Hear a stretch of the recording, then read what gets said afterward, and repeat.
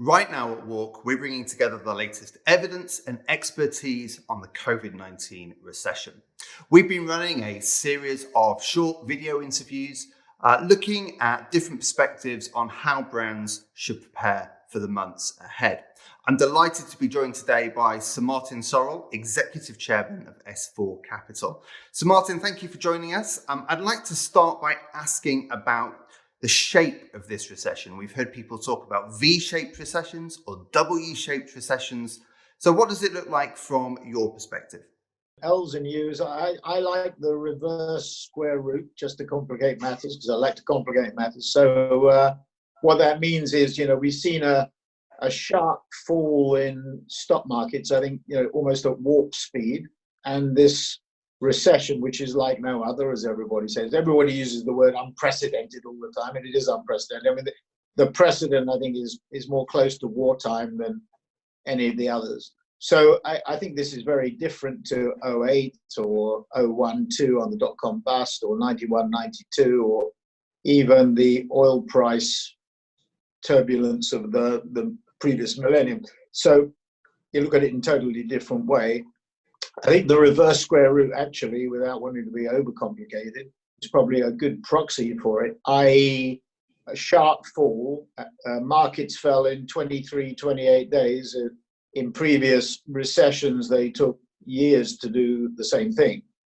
So sharp fall, a sharp recovery, certainly in the markets, and I think you're going to see that in the real world as we come out of Q2 into Q3 and Q4 in 2021, but a recovery to a lower level in absolute terms, a flattening out.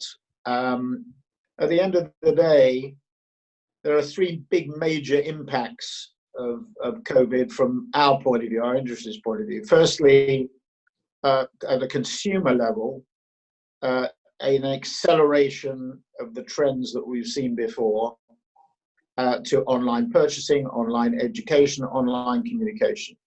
At a media level, a media ownership level, acceleration from traditional to digital. We've seen, it's a small example, but my favorite example, given my background, the Jewish Chronicle, which I think was founded in 1867, just went fat.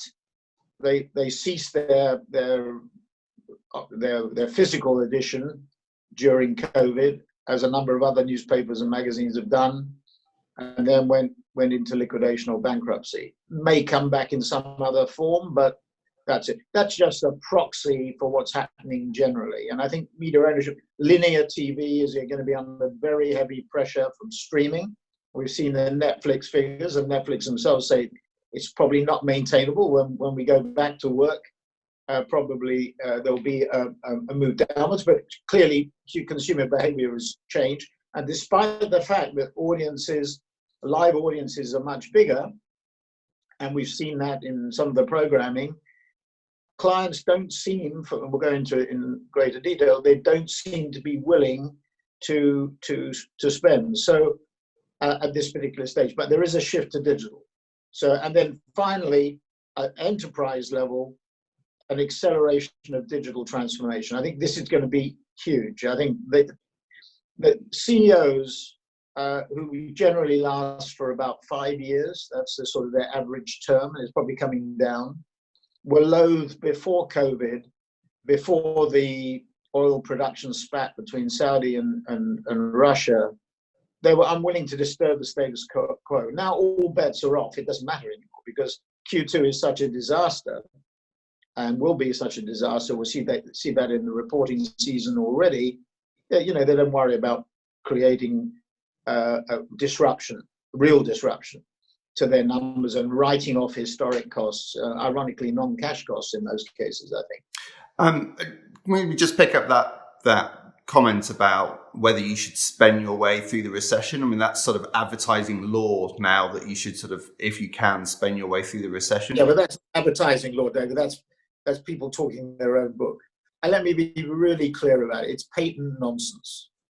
You can't say to a client, spend your way out of this, because that client may not exist, or parts of an organization may not exist. And if you don't have distribution, what's the point? Now, clearly, I saw some research positive by one of the holding groups, which I know very well, that 84%, to be precise, of consumers are saying they will judge companies by what they do in the crisis. That's that's obvious. There's a plain as the nose on your face. If you do something bad, consumers will ding you. If you do something good, they'll approve of it. But the question is, what do you do to get that good feeling? And what you do is you invest, quite rightly, in purpose-driven campaigns, which can be supply of physical equipment.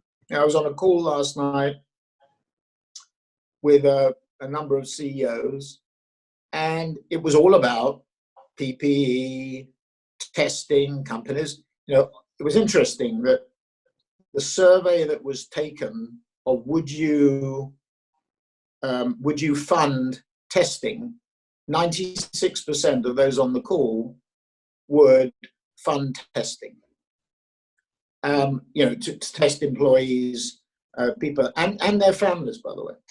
What are the conversations that you're having with S4's clients? How are they responding to this? You can put our clients into two buckets. The tech clients who generally are holding their budgets and obviously investing a lot in digital anyway. We've seen some commentary recently that some tech clients are postponing money into H2. We don't see them budgets declining, but we see shifts of money from H1 to H2. We certainly see that on the tech side. And then we see other tech clients who are using this as an opportunity in the sense that you just mentioned to build their brand, because they may have had positioning problems before. And without naming names, you can think who that might be. And they're, as I've said, looking at the sky instead of looking at their boots. That's the thing. But generally, tech is much more resilient, and that's half our business. The other half around FMCG, pharma is stronger. I mean, Sanofi results this morning for Q1 and their forecast for the year, they're holding their forecasts. So they obviously, C19 is in their wheelhouse, and they're developing the vaccine jointly with GSK. So you're seeing much more resilience in pharma. Retail is very patchy, some good.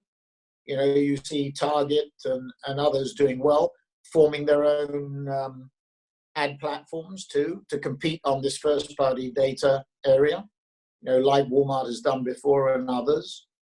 And then, we're seeing, so it's a much patchier. The FMCGs are basically cutting their budgets, but moving money to digital. I mean, that we are seeing. And the reason is, I spoke to an ex-CMO, probably guess who it was, and he said a very interesting thing. He said, usually, CFOs get control at this particular point in time. They urge cutting budgets, and the CEO listens to them. There's money that's put into purpose campaigns, and all the campaigns that you see at the moment, they're good, but they're all the same, and they're all saying the same. I mean, if you masked the brand, you wouldn't know who it was. But what was really interesting about what he said, because you don't want to be seen to be in the face of the consumer and taking advantage of adversity, the brand, sort of traditional brand campaign is less important, and they're pumping money into digital because that's where they can get the sales. And it's cheaper, it's more measurable, CPMs are down, performance statistics are up, everybody's at home, they're communicating, they're buying, they're educating their kids at home. So it plays to the strength of digital. So, how do you think this will affect the sort of trend we'd already been seeing toward in-housing, which is obviously a big part of your play? Well, it's probably about 25% of our media business, which is 30% of our revenues. And I would say probably 10-15% of our content business, which is 70%. So it's not enormous, but it's not insignificant. Now, Michael Nathanson, who I think is one of the best media analysts in America, wrote a note last week saying he didn't think that in-housing would become more important. And I wrote him a note just saying, I disagree. We agreed to disagree. But I think generally marketers want to take back control. There's an eerie similarity to the Brexit debate or decision. The British voter wanted to take back control from Brussels. Marketeers wanted to take back control. And there's some complex things going on. I think this is absolutely fundamental. First of all, Google has nixed third-party cookies over the next couple of years. Apple has nixed it immediately by altering their hardware immediately. Third-party cookies are going to be inaccessible or less accessible or less trustworthy or not available. And clients are already, they're complaining about that because they thought third-party cookies would be a useful way of developing their data sources. But first-party data has become absolutely critical. That is going to be, the new engine or the oil. That's going to be critically important, particularly if you're shut off from third-party cookies. And I've had directly from clients a number of complaints that they were developing third-party sources and they're not going to be able to do that anymore. And they're going to be forced back to the platform. So that the strong, as I said before, are going to get stronger. This is another area, or probably the most important area, where Google, Facebook, Amazon, Tencent, Alibaba, and TikTok will become even more formidable than they are now. So in a world where the walls in the walled gardens are going up, in a world where third-party cookies are being nixed, where first-party, I can call out, say, Mark Pritchard at Procter, who I think has got it right. He's applied, or applying, in my view, the Netflix model to FMCG. First-party data, you hear him talk about, and David Taylor talking about 1.2 to 1.3 billion consumers profiles that they have, talks about how they can develop content 24/7, faster, better, cheaper, if you like, speed, quality, value, and how they can pump that out programmatically or digitally in a more effective way. And I think that's the model that we're going to see more increasingly absorbed and implemented. It's a model where experimentation, the other thing that Mark Pritchard talks about, is having 300 experiments going on inside P&G in terms of new things. The propensity to experiment has gone up exponentially, and because of COVID-19 will go up even more as a result. That's the new model, and in-housing will be a very, very important part of that. Thank you, Sir Martin. Don't forget, we have a lot more like this on WARC. Just visit WARC.com and follow the link to the all our COVID-19 content. We'll have more like this soon, so stay tuned.